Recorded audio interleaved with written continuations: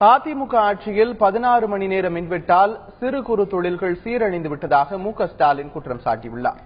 கோவை மாவட்டம் சூலூரில் திமுக கூட்டணி வேட்பாளர்களை ஆதரித்து மு.க.ஸ்டாலின் பிரச்சாரம் மேற்கொண்டார்.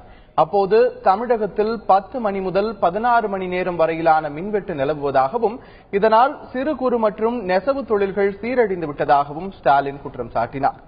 ஜெயலலிதா தலைமையிலான அதிமுக ஆட்சியில் தொழில் வளர்ச்சியில் தமிழகம் பின்தங்கிவிட்டதாக ஸ்டாலின் கூறினார். கடந்த 5 ஆண்டுகளில் மக்களை முதலமைச்சர் ஜெயலலிதா சந்தித்து குறைகளை கேட்கவில்லை என்றும் அவர் தெரிவித்தார். திமுக தலைவர் 6வது முறையாக முதலமைச்சராக பொறுப்பேற்றால் இந்த நிலைமை மாறும் என்றும் தொழில் தொடங்க 100 நாட்களில் அனுமதி வழங்கப்படும் என்றும் மு.க.ஸ்டாலின் குறிப்பிட்டார்.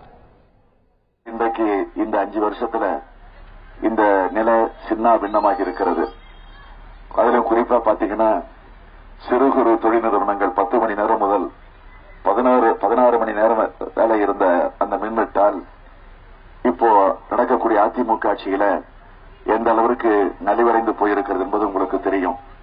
குறிப்பா கைத்தறி, விசைத்தறி, பஞ்சாலை தொழில், தென்னை விவசாயம் உள்ளிட்ட அனைத்தையும் சீரழித்த ஆட்சிதான் ஜெயலலிதா தலைமையில் இருக்கக்கூடிய அதிமுக ஆட்சி.